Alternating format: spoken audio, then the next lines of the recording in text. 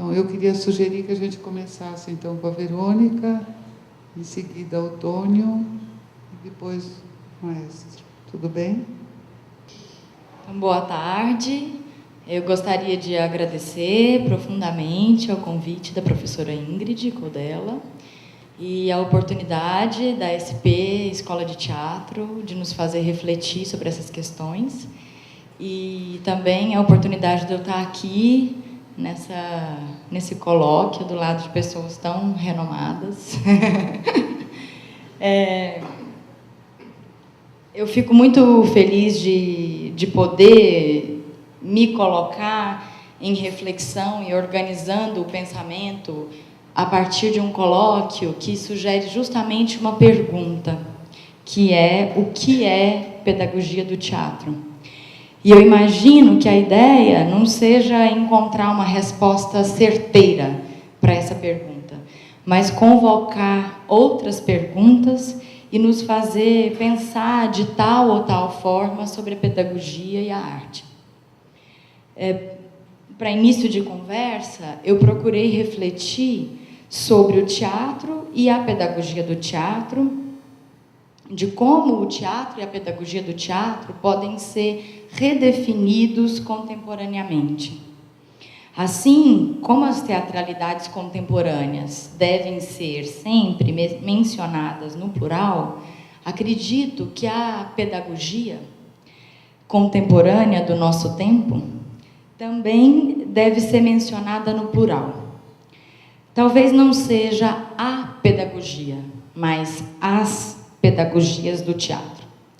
Digo isso para reiterar que a trajetória que apresento aqui não é a única, mas nem a mais correta, mas é a minha trajetória, no que diz respeito à minha biografia formativa. Para isso, eu gostaria de me ater sobre 3 pressupostos, para deixar claro os pontos de onde eu parto para traçar esse caminho. O primeiro deles chegou até mim por intermédio da professora Ingrid, citando um ensinamento da Ana May Barbosa, que dizia: o mínimo que se espera de um educador é que ele seja contemporâneo do seu tempo.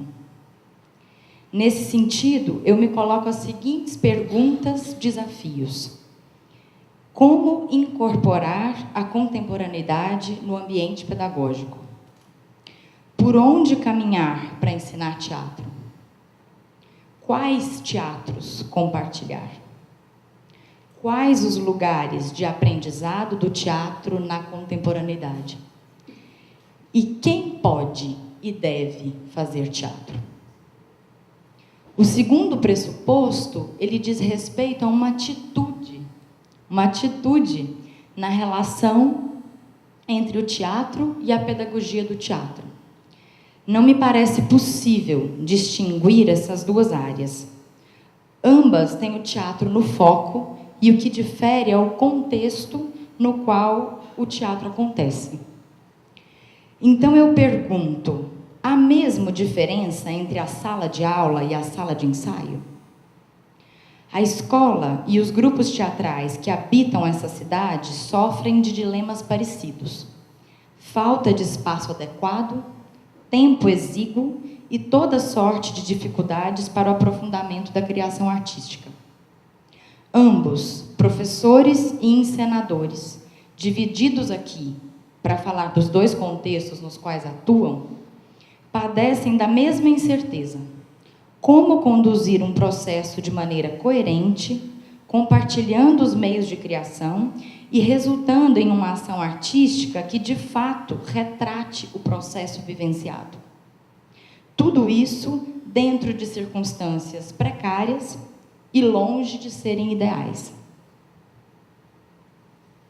Se partirmos do pressuposto de que o sujeito que assume a função de educador também se coloca em situação de aprendizagem, que ele está interessado em descobrir o que não sabe e colocar seus saberes à prova, que ele, como bom pesquisador, sabe que quanto mais estuda, mais tem o que aprender, e que ele não pretende transmitir conhecimentos, mas descobrir correspondências entre os saberes, estamos falando de um educador ou de um artista?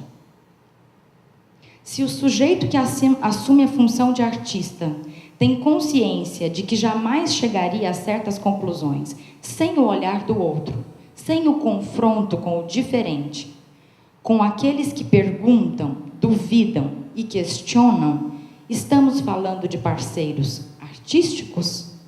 Do público? De uma sala de alunos? Tanto o artista quanto o professor, que não se consideram gênio ou guru, têm que lidar com a realidade que se apresenta, com o número de pessoas que têm à sua disposição, buscando encontrar modos de operar coerentes com a qualidade do tempo do qual dispõe para realizar uma criação possível, e não aquela idealizada na sua cabeça. Ambos, ao instaurar um processo de criação e aprendizagem, buscam organizar uma prática coletiva, na qual assumem a condução do processo sem impor seus desejos pessoais, mas expondo questionamentos e provocações. O professor ou o artista ao qual eu estou me referindo assume seu desconhecimento do ponto no qual pretende chegar, quando se lança em um novo processo de criação e se coloca em busca de caminhos para serem percorridos coletivamente. O terceiro pressuposto diz respeito ao espaço do estudo da arte. As escolas técnicas que se especializam na formação dos artistas cênicos não são os únicos espaços possíveis para a pedagogia do teatro.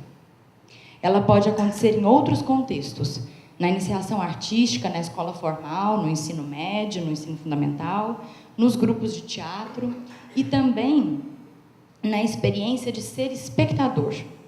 Por isso, arrisco afirmar que, ao falarmos em pedagogia, não nos referimos apenas à formação daqueles que se voltarão para o exercício da arte, mas para toda e qualquer pessoa, prescindindo da ideia de talento.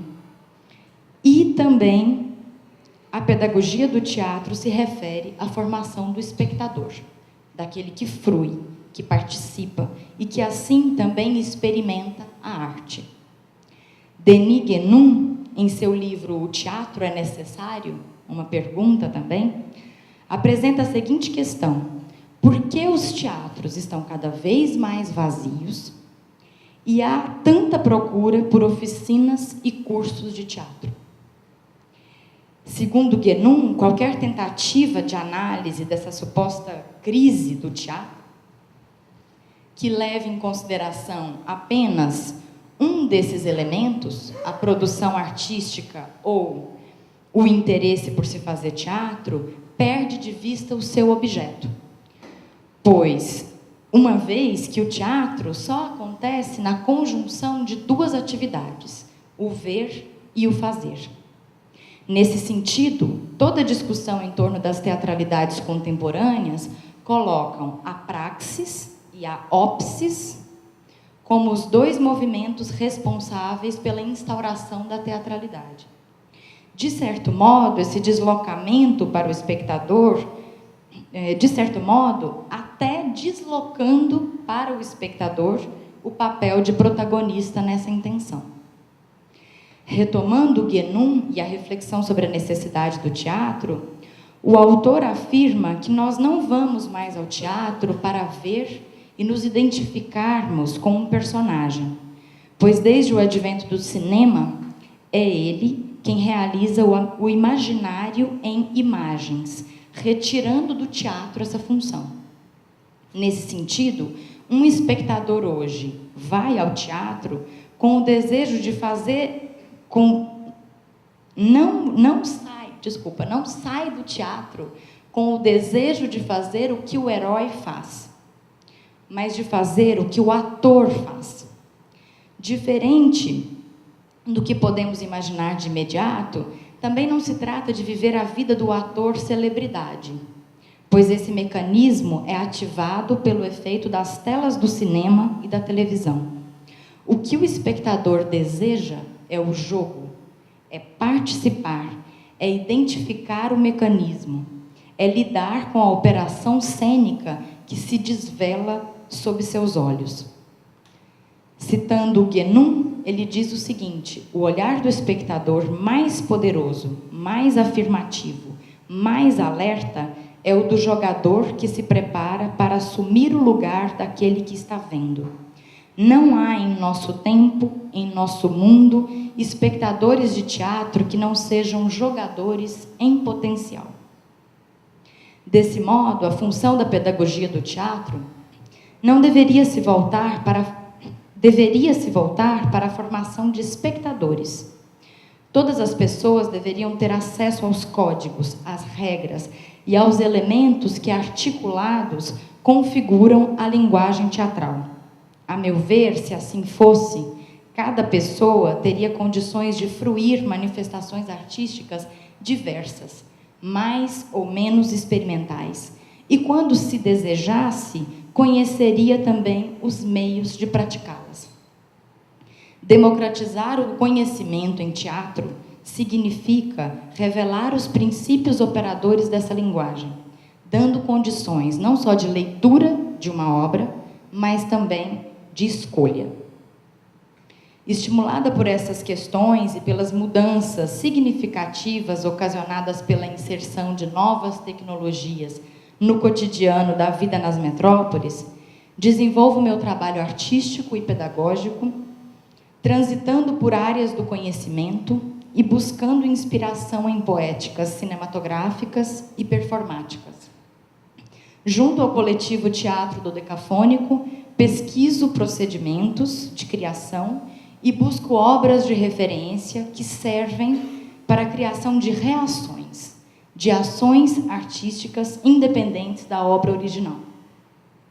Em minha atual pesquisa de doutorado, investigo meios de incorporar alguns impasses identificados na produção artística contemporânea em processos de ensino e aprendizagens teatrais.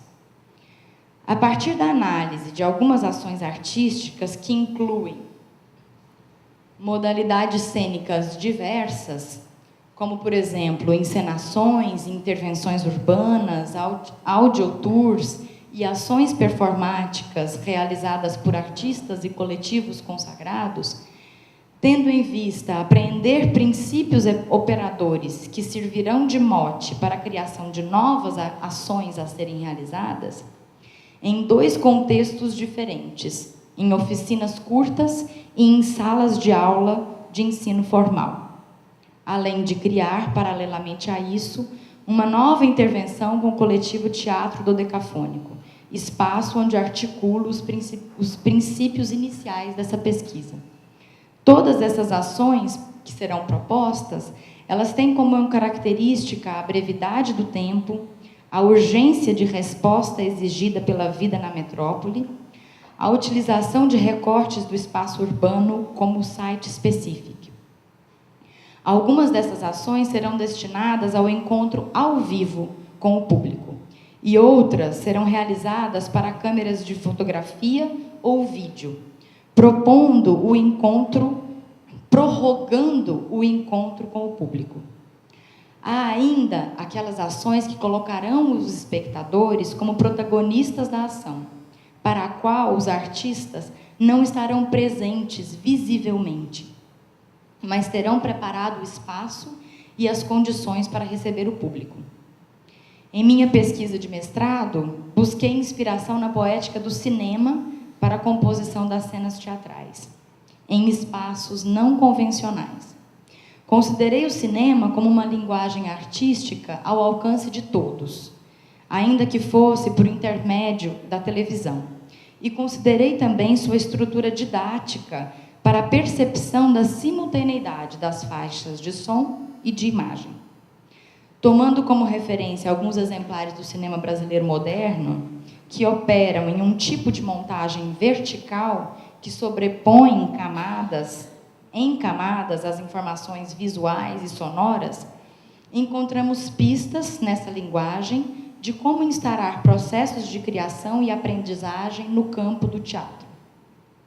Os procedimentos apreendidos do encontro com a poética do cinema já foram experimentados em diversos contextos artísticos e pedagógicos, engendrando processos criativos ricos e afinados com inquietações contemporâneas.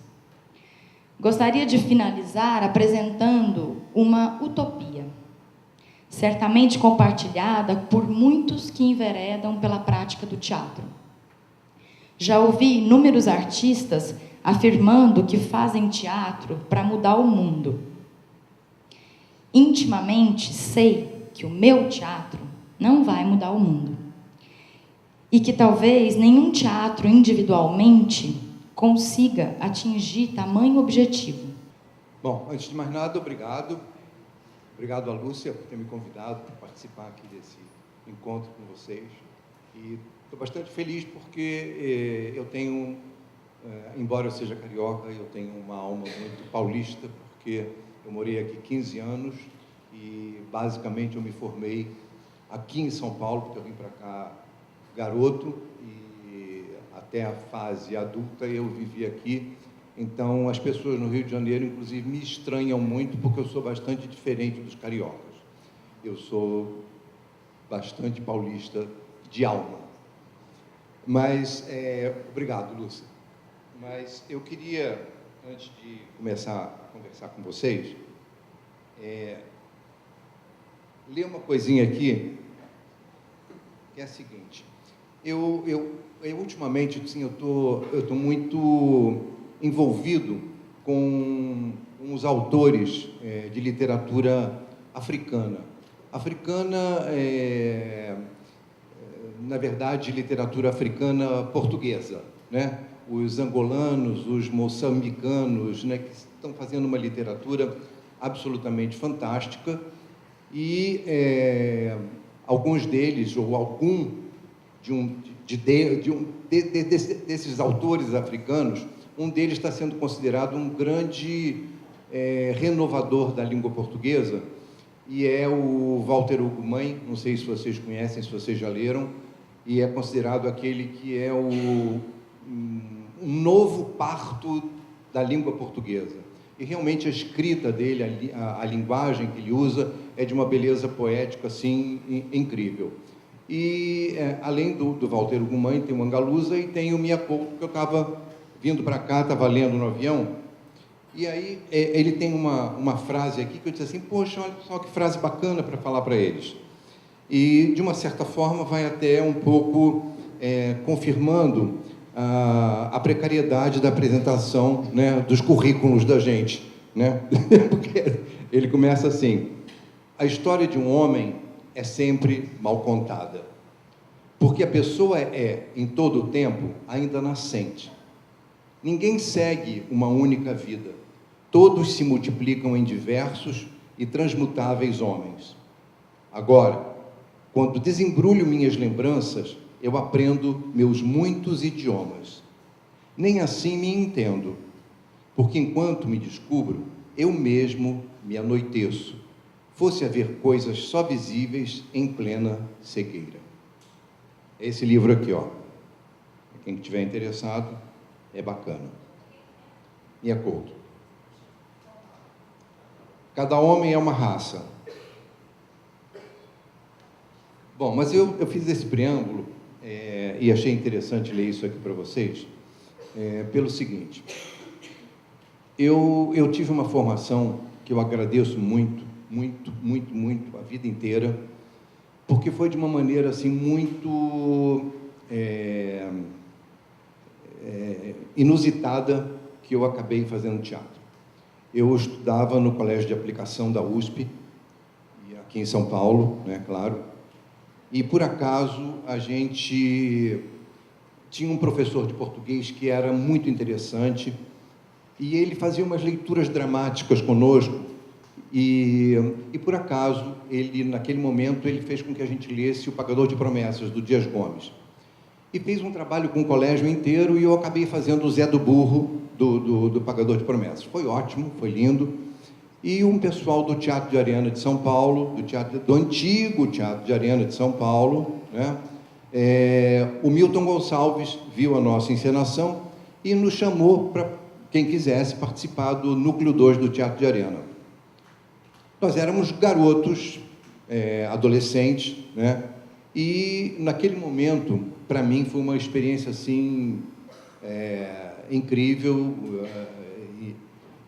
e absolutamente deslumbrante, porque eu tive oportunidade de ter uma formação teatral ao lado, observando, entendendo, acompanhando o trabalho do Guarnieri, do Boal, da Dina Sfati, do Paulo José, do Flávio Império, quem mais? Da Miriam Muniz, né? Super atriz, né? Enfim, era uma galera, assim, lá no Teatro de Arena, que era da gente tirar o chapéu e reverenciar até hoje, né? Pessoas lindas, que fizeram grandes montagens, e naquela época havia uma certa troca, né, de informações com o Oficina, também aqui, que era o Zé Celso que comandava, com todos aqueles grandes espetáculos. Então, eu tive uma formação, assim, muito diferente, muito... uma coisa que realmente, assim, eu acho que poucos tiveram a oportunidade de vivenciar uma experiência assim tão rica como eu tive.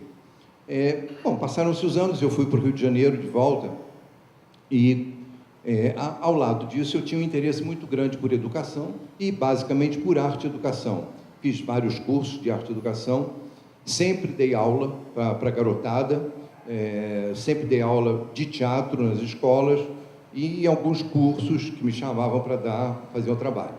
Até que um dia eu nunca pensei em fazer trabalho em televisão, estava muito longe de mim, e por acaso um ator aqui de São Paulo, que é muito meu amigo, estava coordenando um trabalho dentro da TV Globo, que é o Emílio de Biasi, não sei se vocês conhecem, e o Emílio me chamou para fazer um trabalho dentro da TV Globo. Aí eu achei que era um desafio, estranhei, né, porque que eu tinha que ver com televisão, mas, enfim, fui porque eu achava que era um desafio e por que não, né? Já que eu era uma pessoa de teatro e era uma pessoa que tinha um trabalho com arte e educação, eu achei que talvez um caminho que poderia ser interessante do ponto de vista de como juntar realmente essas duas coisas. Mas isso tudo no sigilo, isso tudo na moita, porque o que a TV Globo queria, através das oficinas de televisão, era de que eu coordenando e as pessoas com as quais eu fui trabalhando, chamando para participar da oficina, o que eles queriam era que a gente simplesmente preparasse atores para a TV. Eu achava isso uma tarefa, digamos assim, bastante precária. E achei que os atores mereciam mais respeito, mereciam uma formação mais profunda. E, pensando nisso, eu fui fazendo... Eu estou contando tudo muito rapidamente para a gente poder depois conversar mais minuciosamente sobre esses assuntos. Eu fui chamando algumas pessoas para fazerem parte dessa oficina. Ana Kifuri, trabalho de corpo, o Marco D'Antônio, trabalho de voz, mitologia, psicologia, workshops de clown, de máscaras, de mímica, de bonecos. Enfim, eu fui fazendo da oficina uma coisa muito maior do que simplesmente dar aquele cursinho de interpretação para a TV, até porque eu não acredito nisso, né? Então, a gente pode até depois conversar sobre isso também, porque a Verônica falou da procura que as pessoas fazem de oficinas e cursinhos, né? Eu sou absolutamente contra, acho ridículo isso, porque as pessoas, na verdade, não estão indo em busca de formação, estão indo em busca de conhecer o seu fulano de tal, que é do curso tal, que não aparece nunca, ou o seu fulano de tal de um outro curso, que também não aparece nunca, não ensinam nada, e todo mundo acha que está fazendo interpretação para a TV, né? Depois a gente pode até conversar sobre isso, porque eu acho que TV, teatro, cinema tem a mesma base, que é a verdade absoluta do ator. Então, o ator tem que ser bem formado. Mas depois a gente fala sobre isso, né? Enfim, então a oficina, na verdade, eu tinha assim algumas grandes macro preocupações. Como fazer com que aqueles atores que estavam, que eram selecionados para fazer a oficina, como é que eu num curto espaço de tempo, porque me davam 4, 5 meses, para preparar os atores. E geralmente eles chegavam sem formação alguma, ou quando chegavam com alguma formação, era uma formação bastante precária, precisando realmente de muita lambada para poder mergulhar de uma maneira mais profunda nos mistérios, né, do teatro. Então, era uma perspectiva bastante difícil da gente alcançar em tão curto espaço de tempo. Mas, de uma certa forma, a gente optou pelo seguinte, um tripé formado por, primeiro, um processo constante de autoconhecimento, um desenvolvimento constante do processo criador, e o terceiro, autonomia. Ao vivenciar isso, não apenas dentro das oficinas, mas das oficinas, dando a consciência de que isso era absolutamente necessário, como adquirir autonomia para que, ao longo da vida, não ficasse dependente de opiniões alheias acerca do seu trabalho, que soubesse refletir sobre aquilo que ele, ator, ou ela, atriz, eram capazes de fazer, reconhecer que o nosso processo de trabalho implica em acerto e erro, né, e saber que isso precisa ser reconhecido pela própria pessoa, sem que alguém precise dizer você estava bem ou você estava mal. Claro que isso não quer dizer que uma opinião de fora não seja interessante, sim, é interessante, mas desde que a gente saiba separar aquilo que realmente está sendo dito de uma maneira pertinente ou não, né? Então, basicamente, esse tripé foi o que a gente trabalhou ao longo de todos esses anos dentro da TV Globo, e, com certeza, a gente obteve bastante sucesso nesse sentido, porque, hoje em dia, a gente liga a televisão, vocês vão até estranhar o fato, eu sou um crítico muito grande de televisão, não do veículo em si, mas daquilo que se apresenta na televisão. Então, talvez vocês até estranhem, porque eu trabalho lá e falo mal sim, falo mal e falo aqui para vocês e falo mal lá, entendendo? Não tem por que não falar, entendendo? Porque eu acho que tem muita porcaria, sabe? E eu acho que nós, enquanto público, enquanto povo brasileiro, merecemos mais respeito, né? Então, hoje eu posso dizer para vocês que a maioria dos atores que estão na faixa entre os 30 e 40 anos, que são grandes atores de televisão e também de teatro, e que fazem teatro, porque dentro da oficina foram estimulados a fazer teatro e a terem a consciência de que fazer teatro era importante para o trabalho, seja do próprio teatro, do cinema ou da televisão, que são, vou citar alguns nomes para vocês saberem que são pessoas interessantes, né? Rodrigo Santoro, Eduardo Moscovis, Letícia Spiller, Camila Pitanga, Giovanna Antonelli, essa raça toda dessa faixa de idade são as pessoas que estão, de uma certa forma, comandando os melhores papéis, os papéis mais significativos dentro da emissora, né? E essas pessoas têm um comportamento que, se vocês perceberem, se vocês tiverem a curiosidade de acompanhar o comportamento social deles, vocês vão ver que são pessoas que refletem muito antes de qualquer coisa que esteja diretamente ligada à exploração midiática deles, né? São atores que têm um comportamento mais reservado, que não abrem as suas vidas, as suas famílias, os seus interesses para qualquer um, né? Que é muito diferente do que a gente vê nessa garotada que hoje está lá e vivendo uma situação muito mais de celebridade do que de ator ou de atriz, né? Então, na verdade, quando me perguntam acerca de oficina, eu sempre digo o seguinte, que as oficinas não tinham por objetivo a estética, tá? Até porque o processo de arte e educação é um processo que está ligado à pedagogia. Então, esse trabalho foi um trabalho assim que, na surdina, a gente conseguiu realizar, fazendo com que os atores vivessem um processo intenso de autoconhecimento e de criação, desde o momento que entraram na oficina até o momento em que saíram, e dando continuidade a esse trabalho fora da televisão e fora do teatro e fora do cinema, sabendo que cada um é um ser humano que tem que se investigar até o final da vida, que isso é impossível de ser parado, é como uma bola de neve, que na medida em que você entra num processo de autoconhecimento, você cada vez quer saber mais, cada vez você quer vivenciar mais, cada vez você quer se descobrir mais, e para isso precisa não apenas e tão somente ter medo de tudo isso, mas o medo é essencial porque é a matéria-prima da coragem, né? Para você ter atitudes corajosas, você precisa reconhecer o medo das suas fantasias, dos seus desejos, dos seus sonhos, etc., né? Então, esses atores que passaram por lá, eu acho que são atores que ficaram absolutamente conscientes da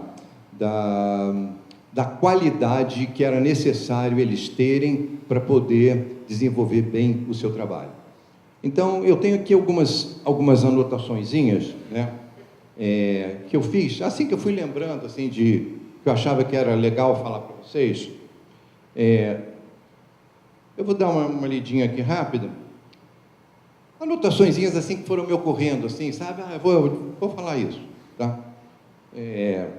Assim, coisas que eu mais ou menos trabalhei lá na oficina e trabalho até hoje. A criatividade pode ser estimulada pelo encontro de estilos e propostas de diferentes origens.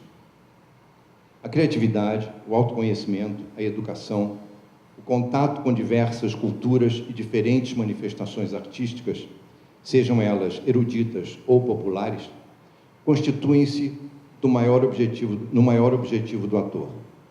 Transcender a técnica, tentar atingir algo além do alcance imediato.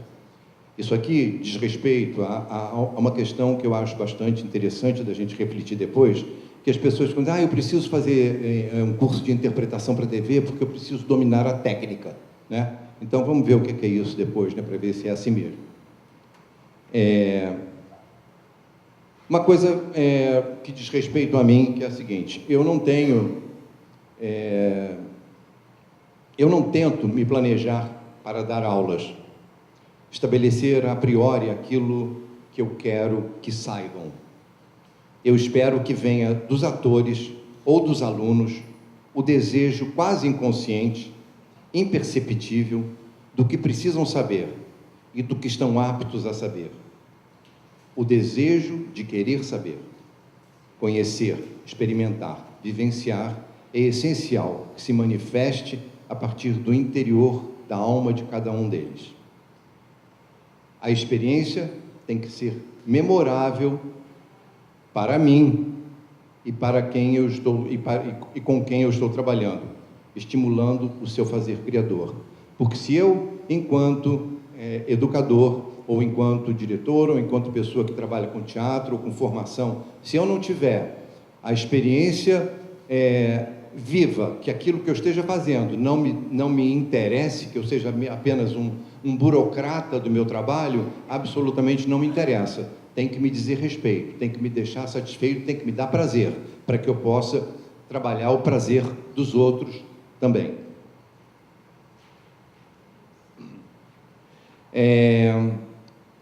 Cada era, cada época, produz coisas diferentes, porque as pessoas são crias da sua época. Os valores e as prioridades dominantes de cada época são diferentes. O contexto, observá-lo, é fundamental. O intérprete, no caso o ator ou o educador, é que dá significado a isso. Que tipo de educação precisamos e para qual mundo? De todas as partes, a invocação é a mesma. Precisamos de forças de trabalho colaborativas, imaginativas e inovadoras. É através da arte, da cultura, da ciência que chegaremos a isso. Através da educação, questões polêmicas do nosso tempo poderão encontrar seus caminhos. Questões como imigrações, tolerâncias religiosas, relações homoafetivas. Um tripé bem ajustado: autoconhecimento, desenvolvimento de processos criadores e autonomia, que eu já falei. Independência da opinião alheia. Saber escutar, refletir e separar o que há de positivo que signifique crescimento e percepção de si mesmo com o objetivo de tornar-se um melhor intérprete. É um rascunho do que a gente pode depois falar, se vocês quiserem. Tá bom?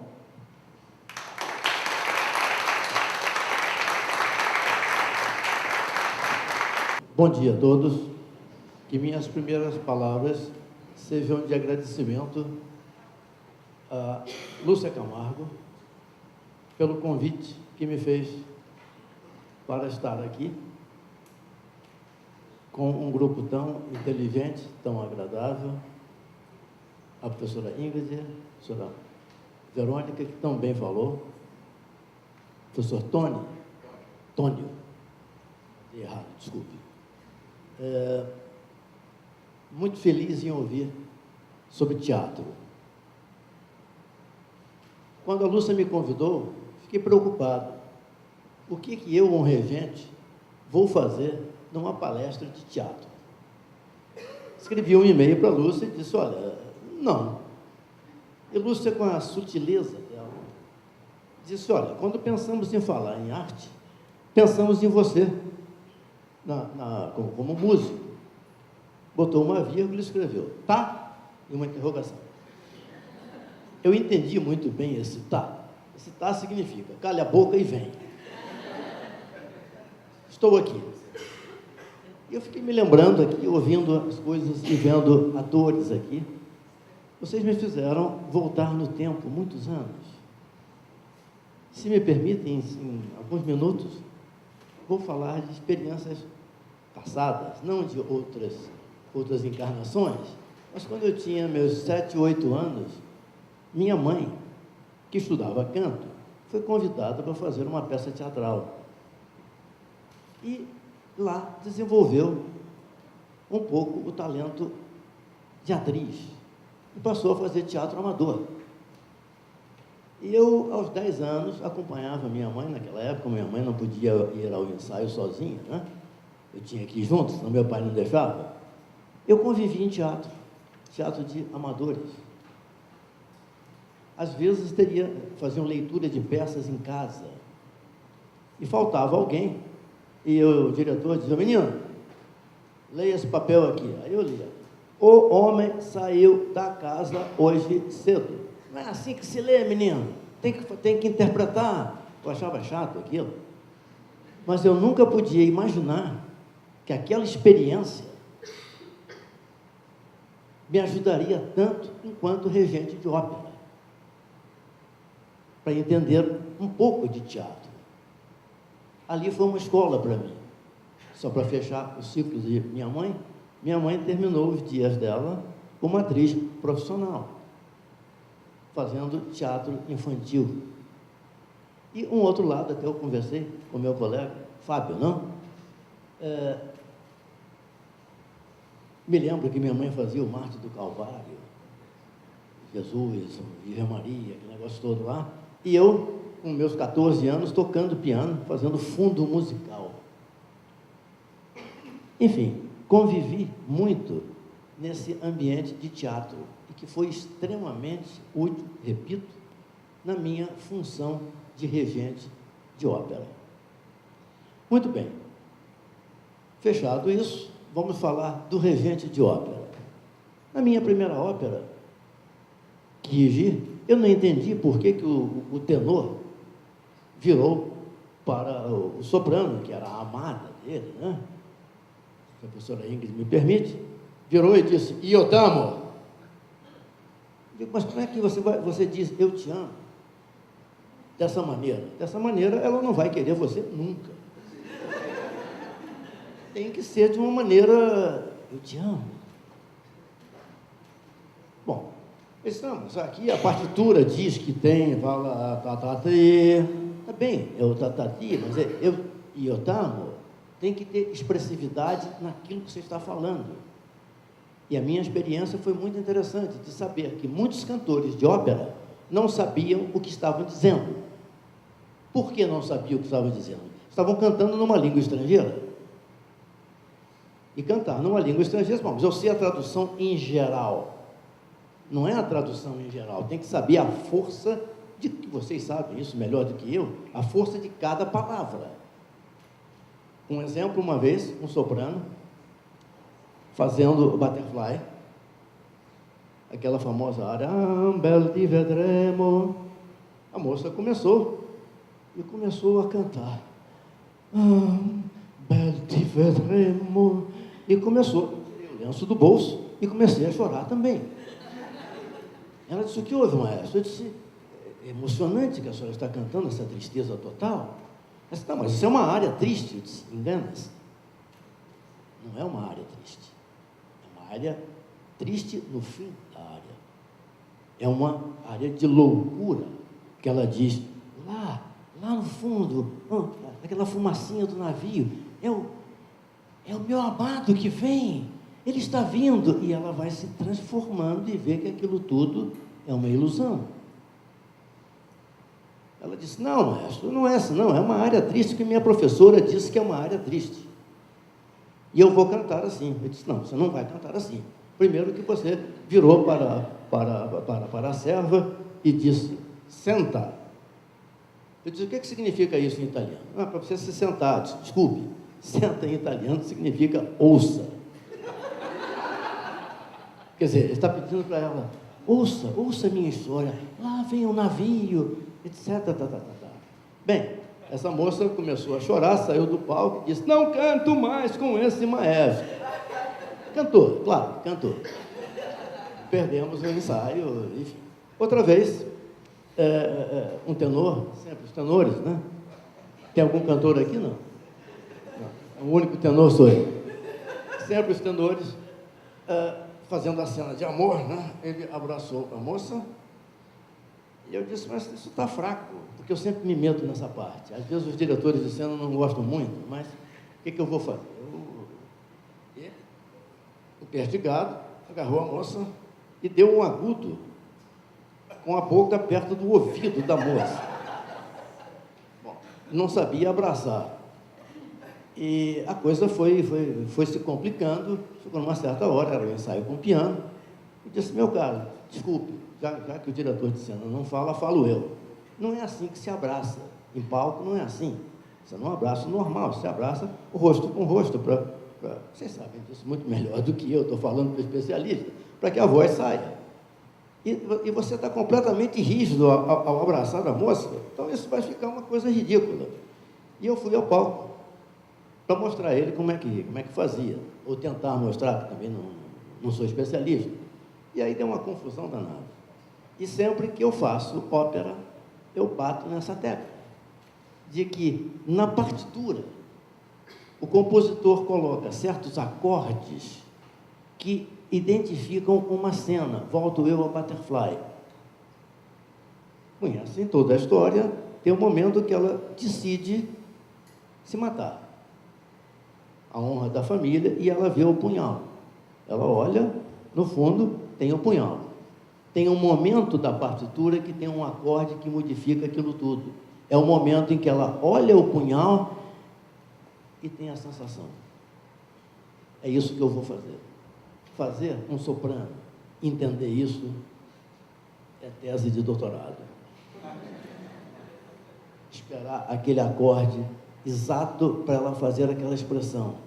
Outra coisa que eu brigo, entre aspas, e às vezes sem as aspas, é que o ator vem e faz o papel dele muito bem, o cantor canta, minha amada, tá. Aí a cena passa para ali, e ele muda, encerra. Fica esperando chegar a vez dele, daí a 40 compassos, ele aí volta para fazer a cena. É uma maravilha. Eu digo, mas, cara, tem que ver o que... A vida continua. Não é isto. Olha, isso que a gente às vezes ri aqui, está rindo, é uma tragédia.